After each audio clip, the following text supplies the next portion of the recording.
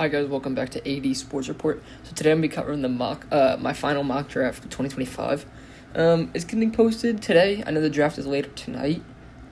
So with that being said, this is with trades. I know the last one I did not have any trades. Obviously this is all opinion based. I mean, leave your feedback down below if you do like what your team is doing. If you don't, I'd love to hear it. But with that being said, the first pick I have Cam Ward to the Titans. This seems like a no-brainer already. I think this is pretty solid, like a set-in-stone kind of pick for them. I don't think they really consider anything. I think once they start on the board, they'll wait their 5 minutes that they have to, and then right after that, they'll submit the pick in. Next, for the Browns, I have Travis Hunter. I'm still kind of torn. I know my last mock, I had Abdul Carter going here. But I know recently their GM came out saying Travis Hunter's kind of a unicorn of a pick. He plays offense, he plays defense. And that kind of just swayed me over to this. I mean, I know they have, Jerry Jeudy and Denzel Ward on, I guess, like their receiver one, corner one. But, I mean, having that kind of flexibility where you don't need them to be, receiver one or corner one, I think kind of helps him out a little bit. To where he can play both sides of the ball. And with the GM being said, I think it's likely that Travis goes to the Browns. Then at 3, that leaves the Giants with Abdul Carter. I think the Shedeur Sanders kind of sweepstakes at this point is blown past the Giants. I don't think there's really any consideration of them taking him here.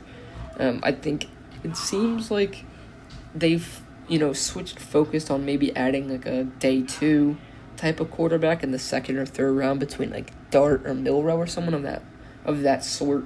But I think the Shedeur Sanders ship has sailed for them.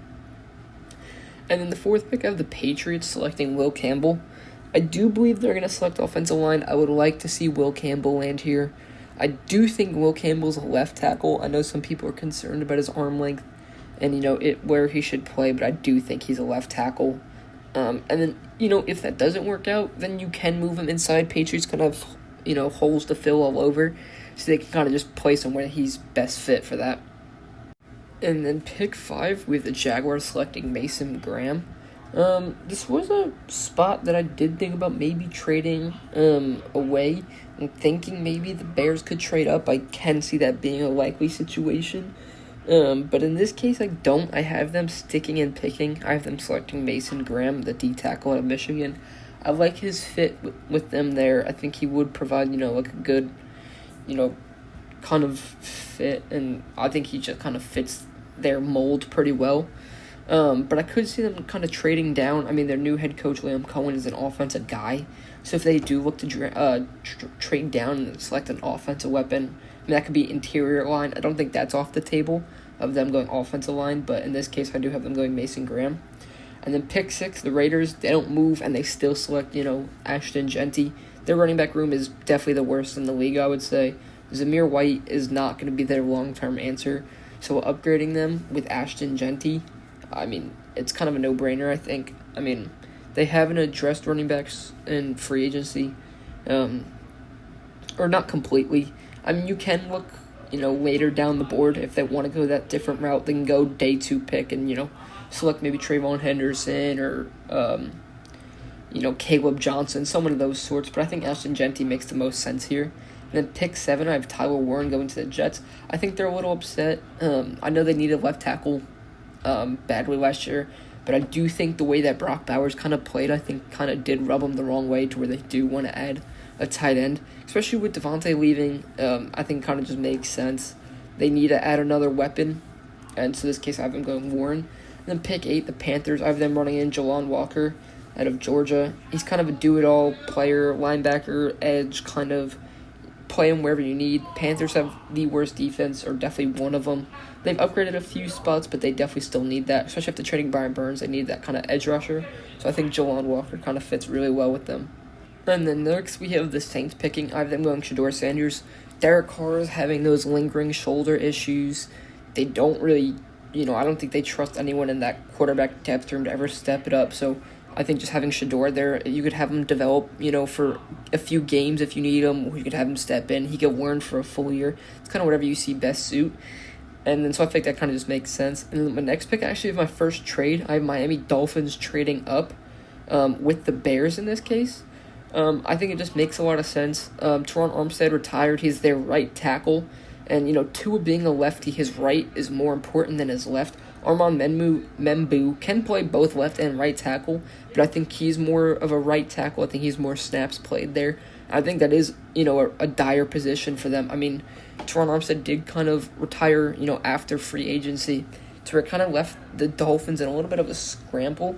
And with him falling all the way down, I don't think you feel comfortable enough letting the 49ers being right there, having that option. So I think they trade up with the Bears, select their right tackle. It's kind of their cornerstone piece for Tua, because you do need to protect him. Obviously, all of his concussions that he has, you need to make sure that his blind side in this case is actually protected. And then the 49ers still landed a great piece in Mykel Williams.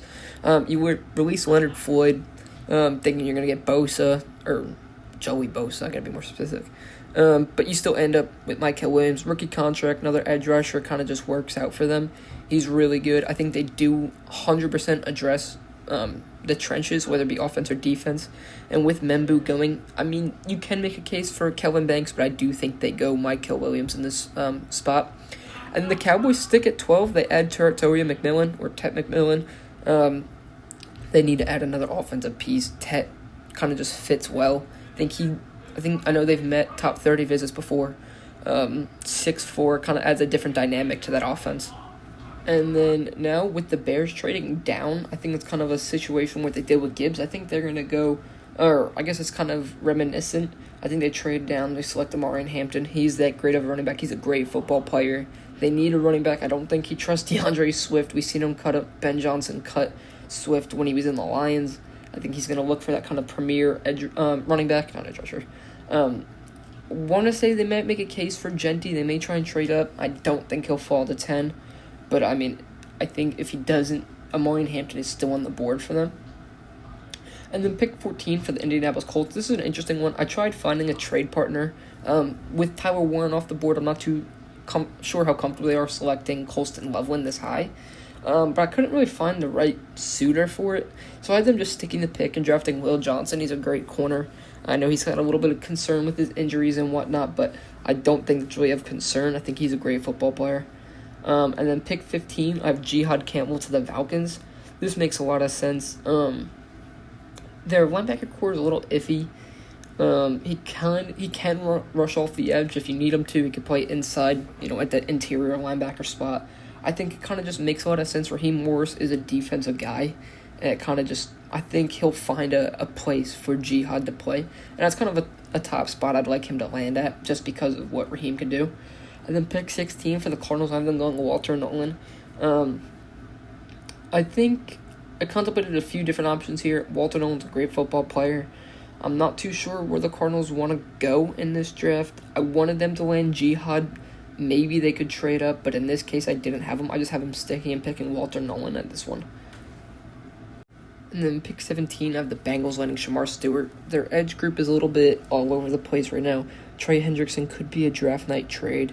Not too sure where they're at in terms of this, but I think just adding someone like Stewart could help them out. Give them a little bit more security, make sure they have a premier edge rusher. He's a little bit, unpolished, but I think adding someone like him could definitely help. And then pick 18, I have the Vikings trading up with the Seahawks and drafting Nick Amanwari. You lost Cam Bynum in free agency as a pretty quick replacement for them. He's kind of a do-it-all kind of guy. He can play anywhere you really need him to. I think that kind of fits what Brian Flores likes to do. He likes to move pieces around. So adding someone like Amanwari could definitely help. Put him on a rookie contract. Make sure you have a safety piece for at least the next 4 to 5 years, depending. And I think he's just a good fit for the Vikings, and I think it's worth them jumping up for him. Then pick 19, I have the Buccaneers. I have them winning Jahdae Barron.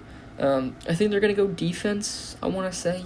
Their cornerstone pieces aren't, fully set in stone for their future, to where it kind of just makes sense for them to take one now. Jahdae Barron kind of can go in, play the slot, can play outside, whatever they need him to do.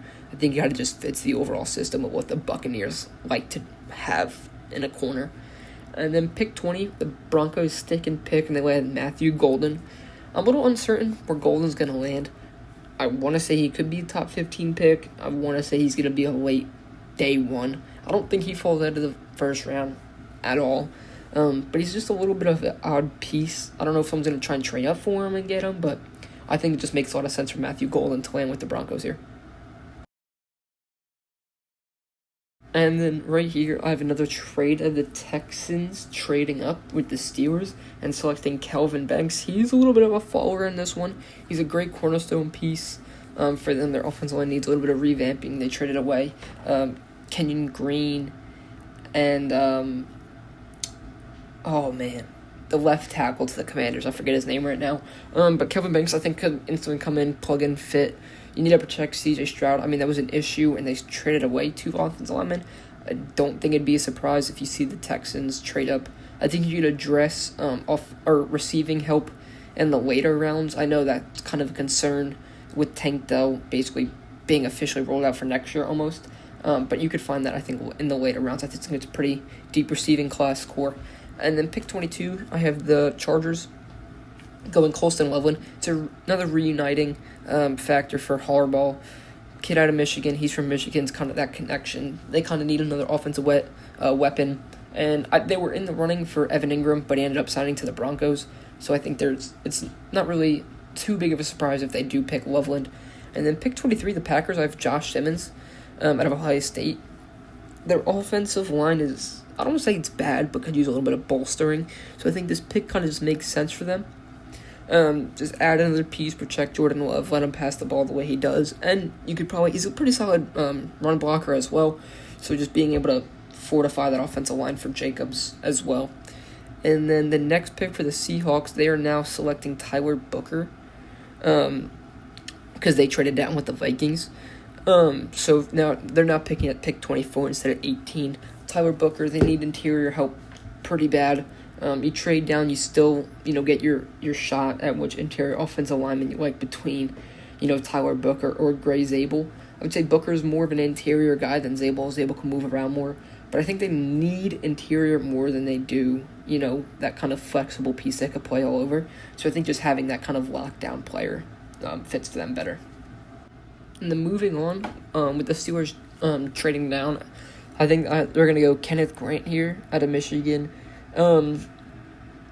Their interior D-line is not in a great spot for the long term, so I think adding someone like this could definitely help them out. It's kind of just a simple pick, just kind of bolster their defense a little bit more. We all know they love their defense, so it kind of just makes some sense. And then pick 26, I have the Rams trading back with Washington, and then Washington jump up and selecting Mike Green. I think Mike Green might be a surprise faller. I don't think he'll fall out of the first round, but he's got those allegations lingering around his name. It's a little bit of concerning. I don't think it's the biggest thing to where he falls, dramatically. Although this could be a dramatic fall for him already. But I think they kind of just jump up, capitalize, make sure they get their guy before, the Ravens or Lions, get their pick at it. And then pick 27, I've the Ravens selecting Malachi Starks. I think this would be great for them. It's kind of a DB piece. They can kind of fluctuate and move around. I think at times we've seen how bad the Ravens safeties were. And, it wasn't even just Kyle Hamilton. It really wasn't him. It was kind of those other pieces. So, selecting a first-round pick, Malachi Starks kind of has a nose for the ball. I think it kind of just fits their scheme well. You could have Hamilton at strong safety. You could have Starks at free safety. You can just move the pieces wherever you want. I think it just adds a little bit more flexibility and security behind that defensive front or back. And then pick 28, I have the Lions. I think they're taking Gray Zabel. Bolstered our offensive line a little bit more. You traded Jonah Jackson to the Rams not too long ago. I don't think they've really signed anything. I think it's kind of just a safe pick for them. I know that trade was a little while ago, but I think adding a piece like Gray Zabel makes a lot of sense for them. And then now with the Rams trading all the way back to pick 29, I have them selecting Jackson Dart. I think this is a good pick for them. Matthew Stafford is not here for the long term.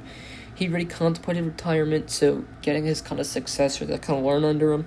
Dart is unpolished, but could definitely become kind of polished through him. I think it's a smart move for them. The Rams, they could just stick there and pick it if they feel uncomfortable. I don't think this is out of the ordinary for them, something to do like this. We've seen them kind of develop players a little bit. They drafted a lot of offense or defensive line when Aaron Donald was still there, just to try and learn. I think this is a good pick for them. I'm hoping they go this route because the Rams are still young, and if when Stafford's time does come, they do need that kind of other piece. And then Bills at pick 30, I'm going Trey Amos. I think this is a pretty likely pick. They go corner. I contemplated between Amos and Maxwell Hairston, but Amos I thought was a better fit for them overall. They played a bit more zone than man. I think Hairston would thrive a little bit better in a man coverage type of defensive scheme, but I think it could go either way on this one. Pick 31, the Chiefs, Josh Connolly Jr. I think it's pretty self-explanatory. Their offensive line, they need to just keep swinging on picks for the offensive line. They got decimated once again in the Super Bowl. I think it's a pretty common theme. Every time the Chiefs lose, it's because they have no offensive line. Happened with Tampa and Tom Brady. Happened this year, this past year technically, with the Eagles. And then with that, the Eagles, I have them going Donovan Izaraku. They lost a few type of, I guess, edge rushing pieces or interior. When Milton Williams, you could technically say Hassan Reddick as well, even though he didn't play too much. But just bolstering where they're strong at, I think kind of just fits. They land a 4-year rookie contract deal, see what Izaraku has, and just keep that same kind of, I would say winning tradition for them going in the right way. Yeah, and that's all for my 2025 final mock draft. If you guys have any suggestions or comments, please leave them below, and let's see what happens tonight.